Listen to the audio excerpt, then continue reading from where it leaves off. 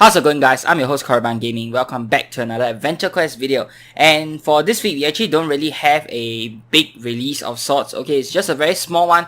We have some new items inside of the golden gift boxes, which is what I will be going through first. And then afterwards, we will be taking a revisit at the Frostvale Giftboxes last year. Okay, so 2020's Frostvale Giftboxes, there were a few changes here and there, and I'm going to be going through all of them. Obviously, I can't remember everything, so I do have the Gox Tavern Discord put up on the left hand side of the screen right here, which you guys can't really see. Anyways, guys, if you guys are wondering how I am playing Adventure Quest right now and why there is this plus icon on the bottom right hand corner on my screen, is because I am using NIVP's unofficial Adventure Quest launcher.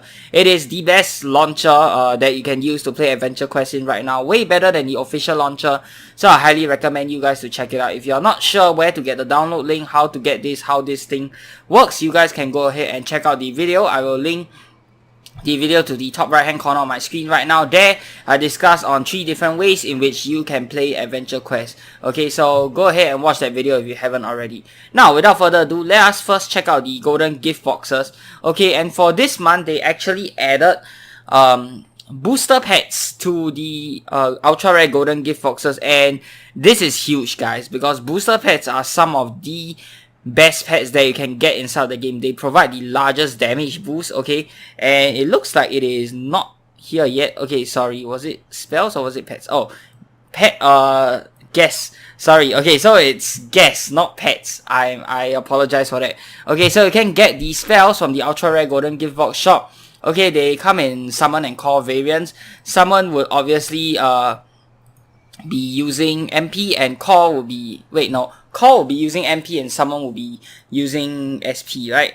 Yeah, I think that's what it is. Let me just double check for a while. Yeah, call is the one that's using SP and summon is the one that is using MP. So there are 4 different variations of them. Mock Light Knot, which boosts your energy damage. Okay, Mysterious Negromoglin, which boosts your darkness damage. Festive Chili, which boosts your ice damage, and Ramsey, which boosts your fire damage. Now, all of these guest versions, they come in pet versions as well, but you can only get the pet versions from 20,000 Z token packages. So they are pretty expensive, and I would say pretty niche. If you already have general boosters like Polala, Thunder, or Dunamis, I would say it's good enough. This is more for the whale players. Okay, so for whale players who have possibly one of every single element, one of every pet from the Z token package, then obviously you would probably have enough tokens to go ahead and get enough ultra rare gift boxes to buy all this here. Okay, so I did check my inventory and through the account manager, and I have enough for 1 ultra rare golden gift box, technically 1.5, but you know, yeah, not really enough. I do still have Z tokens left over, but I don't really know if I want to spend that on golden gift boxes right now. There is going to be another huge golden gift box event coming up in February, as they do have every year, and that is when you have the crossover event from all the items from all of AE's games will come into AQ golden gift boxes, and then we may possibly see some new items or some really good returning items, who knows. So I'm probably going to hold off on that, and if there are some good items inside of February's cross game extravaganza, then I may consider buying the Una Poca di Gracia spell, which is from a 12,000 Z token package, is it? Or was it 7,500? I can't really remember. Yeah, I may consider getting that. Okay, there are some good items in the February crossover event, because I do need that spell for the Beastmaster build that I'm playing currently. Not necessarily need, but it's more of a want. Okay, so these are all the items. They function the exact same way as the pet version if you have them already, and it's really for the whale players. If you're not a whale player, I would advise you you can probably do without this. Yeah, it's not a must-have for builds, but if you're playing a pure build like a pure warrior, a pure mage, or even a hybrid, then yeah, these items are probably something that you want to get. Okay, now let us check out the changes that were done to the Frostville gift box items. Okay, I can't remember if I already shifted them out of my inventory. I have not. Okay, so good. Let us go to the combat practice trainer and check them out once again. So first off, Master's Blade, the melee weapon that I said was complete garbage. Okay, the full HP boost now caps out at 15% melee. Okay, but still scales down to where you lose half the boost at 75% HP, and the boost fully vanishes once you're once you're below or equal to 50% HP. The blind mode now also pays 15% melee by default and gains up to another 15% melee from the full HP boost. This effectively means that by default the blind is times 1.5 potency and from the full boost. So at 75% HP you attempt 18.9 times staff BTH blind. Okay, so all of these numbers don't really mean much, and I am not really good at math on the spot, so let us just go ahead and use the blade and try it out right now. Okay, I'm going to remove the shield, I'm going to remove the pet, and let's just attack with the blade right now. And minus 25 to hit right off the bat. This is almost double of its original value, making it really, really good. Minus 36.5 to hit. Guys, this is... the blade, I would say it is pretty good for people who want to play effects build right now. This is insane. Minus 43.2 to hit. Oh my gosh. Minus 45.6. How high can this stack? Is there a cap? Minus 46.8. Okay, it's not going up that high anymore. My gosh. Minus 47.4, okay. And Lorien shield, similar to the Master's Blade, the shield now caps out at effects equal to... so the shield got a similar buff to the... similar buff as the weapon. So let us check out the shield right now. Okay. Bam, bam. Minus 59.7 to hit. Nice. Minus 65.9 to hit. Guys, the monster is never going to hit. This already makes it better than the whatever frag grenades that you have that it can inflict blind on your foe. So it's nice to see that the weapons finally have some sort of use for people who want to play blind builds or defensive builds. So really, really nice. Now let us go ahead and check out the other effect. Okay, now it lowers damage, and now the blade... wait, no. Where do I click on the blade? The blade will now strike with greater damage. Okay. The damage boost is not immediately apparent, but you know, it's fine. Yeah, the damage boost is still quite small if you compare it to something like Bloodsucker. But then again, if you're comparing everything to the blood weapons, then of course none of them is going to win out unless the staff just releases another OP item. So now I would say the shield and the weapon definitely has some will see some use inside of certain builds, but it will not be the weapon that I want to use though. But that being said, at least it is useful now, so it doesn't have to sit in the inventory and just take up space and collect dust. So, nice. Okay, the ranged version of the weapon, which is Spacefarer's Frost Cannon, the freeze mode on the weapon now pays an additional 15% melee. Okay, so the weapon pays a total of 25% melee out of damage, and then 5% melee via Mastercraft to double the chance of attempting the freeze. So it's now 38.6 times number of hits divided by 2% chance to attempt freeze. Okay, that's pretty nice. And right now, we still do not have the option to switch the weapons from melee mode to range mode to magic mode and then switch back and forth. But I think that should be coming out soon. They always have it every year, and I don't think this year should be any different. So I can't wait for that. Okay, and as for the magic weapon, Flame Flora, if used in the Zachi Rider armor, the weapon will do times 1.25 damage in one mode, and trait is 100 proc, no true special damage bonus for the damage bonus non-100 proc weapons without a special get, as well as do additional 5% damage in spell mode. You will instead deal a simple extra 2.5% damage. Now let us combine it with the Zachi armor. Okay. Now let us attack. Minus 37 to hit. I can't remember if there is a set bonus together with the armor, but yeah, this is stacking up really, really well. Minus 63.8. Already very, very high stacks right here. Nice. Minus 68.9. Yeah, the monster is pretty much never going to hit me at this rate. Minus 70.4 to hit. Can you go over 100?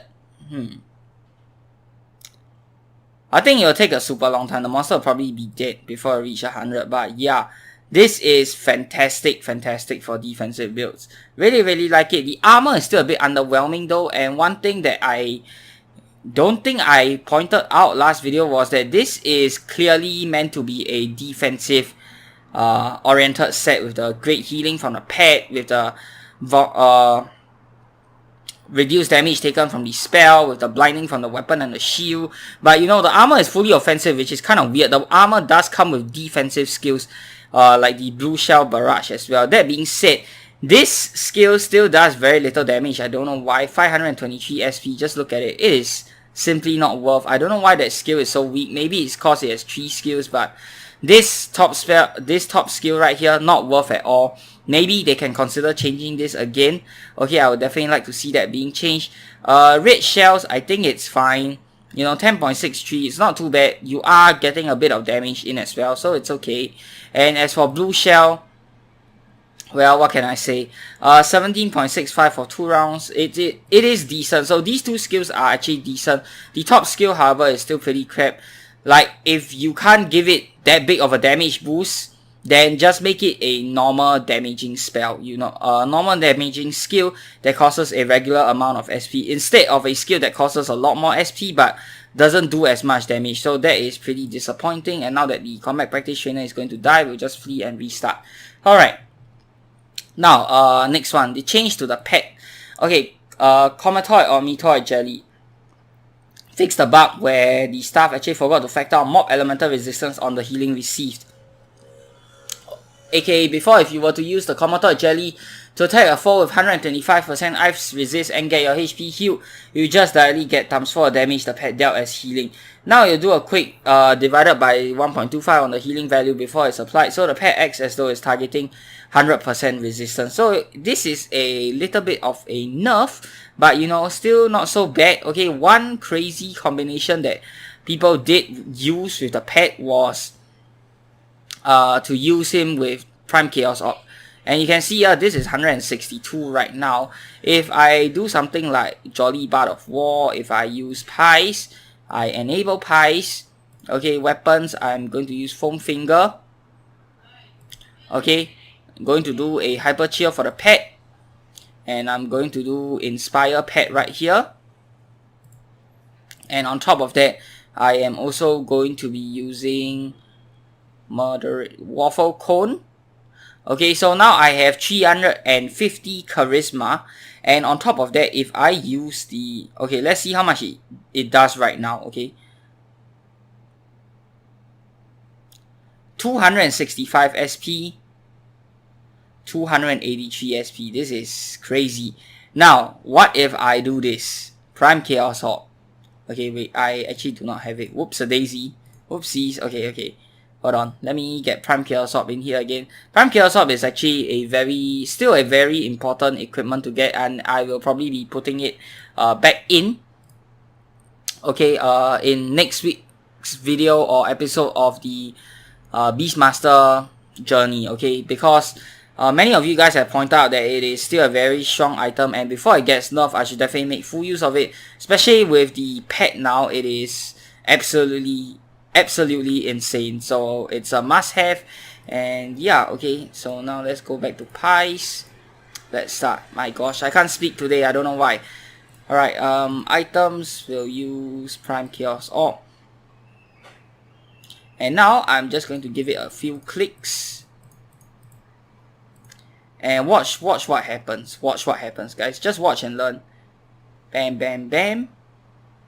405. This is crazy. I can upkeep anything I want. I can spam skills as much as I want. Look at this. This is madness. 432 SP. 486. I'm healing like over 1000 HP per turn, dude. This is just absolutely insane. Let's skip. It doesn't matter. Look at this. 639. 639, guys. Oh my gosh.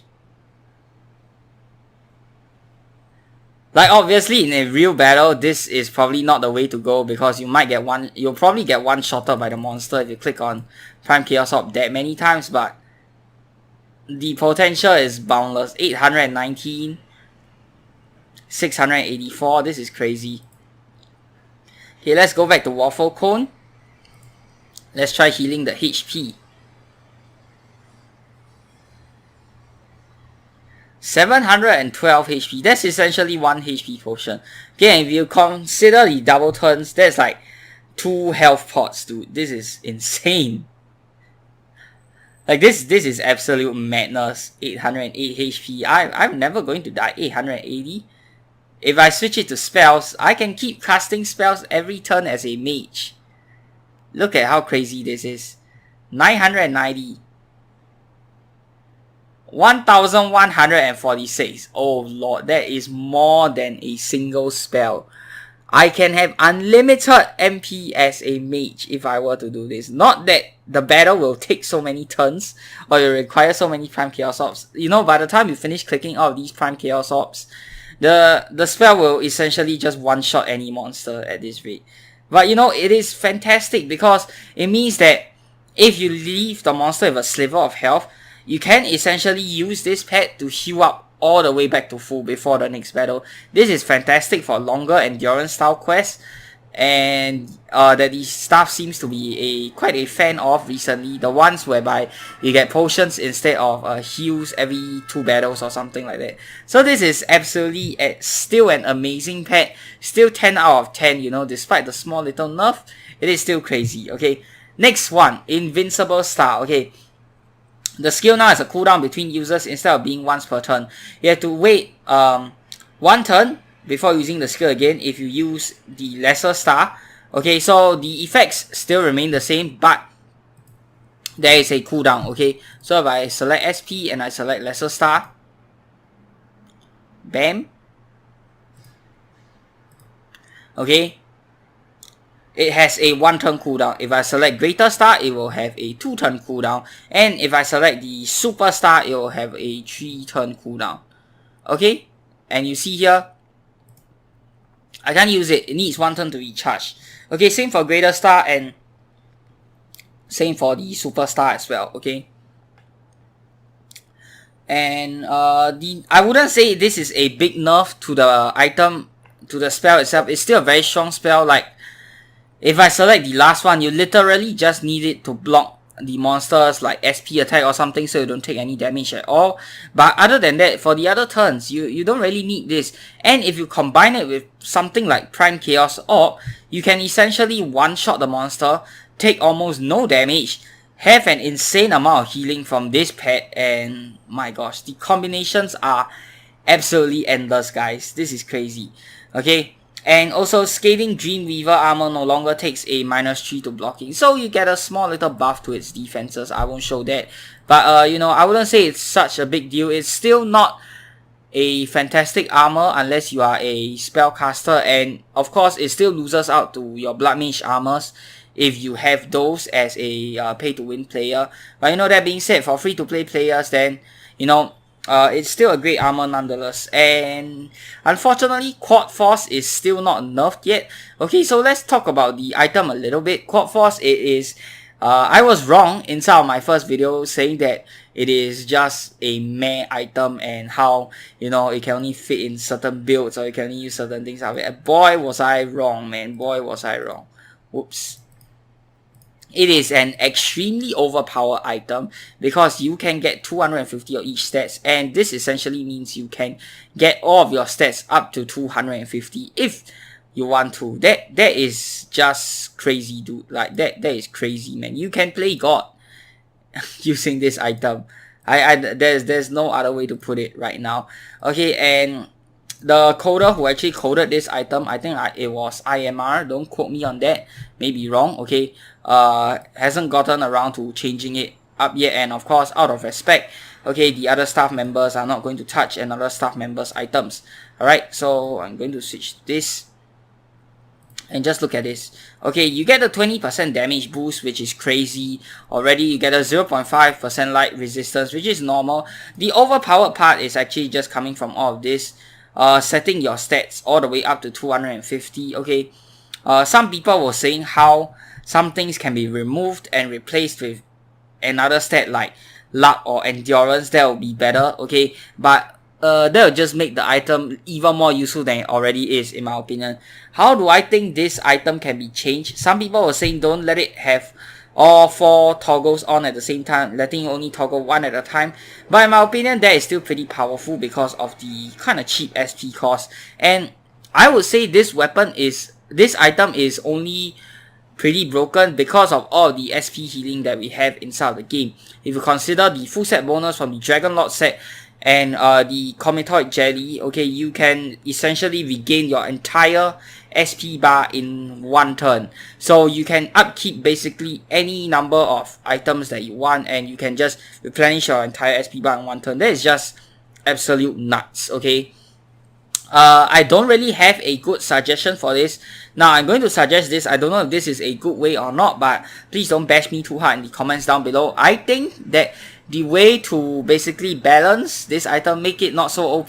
I do agree that Frostvale Giftboxes should still be strong. In fact, stronger than the regular items that we normally get, because Frostvale Giftboxes are items that people are basically the most anticipated items of the year. Okay, I'm just going to put it that way, and that's just a fact because every year people get so excited, so hyped up for the Frostville Giftboxes, and I don't think it does it justice if we just get some nice looking item but then it gets shafted all the way to the back of the inventory for until forever, you know, when if it has completely no use at all. So I do agree that Frostville Giftboxes should be strong, but this is to the point of being broken. So how I think they can balance this is maybe not make it 250, make it 150 instead of 250. That is still very strong, don't get me wrong. Of course, you want to keep the cap at 250 and all that kind of stuff. Okay, so if you have, let's say if you have 250 strength and then you use the strength toggle, it's not going to do anything for you. Okay, so keep the cap there, that's good. But instead of setting the stat to 250, lower it to 150. Okay, because if you're going to lower it to something like 50, then nobody's going to use it, because for 177 SP per turn, you can just use another item which has way cheaper upkeep cost. Okay, and if you make it 100, it doesn't feel as strong as well. So I think 150 is a nice balance. Okay, of course I'm just throwing out a random number there, but that is what I think they can do to make it balanced. On top of that, increase the SP cost as well. Okay, maybe make it cost something like, instead of 177 SP per turn, make it cost something like 300 SP per turn. Or 200 plus SP per turn, you know. 177 SP per turn is just way too cheap considering how much healing we have nowadays. So if people want to turn on all 4, they'll have to burn like 800 to over 1000 SP per turn just to upkeep this item to set their stats to 150 if they really want to. That's how I think the item can be balanced. Okay, first of all, lower the amount boosted to 150. Okay, and second of all, increase the SP cost massively, maybe even double it. Who knows what the correct number is, but that's just how I feel that the item can be balanced. It will still be a very strong item nonetheless, but I don't think it will be as broken as it is currently. And that is basically going to do it for this video, guys. I hope you guys have enjoyed. If you have, be sure to give this video a thumbs up, and of course subscribe to this channel if you'd like to see more such future content. Till the next time, I'm your host Korriban Gaming. Peace out.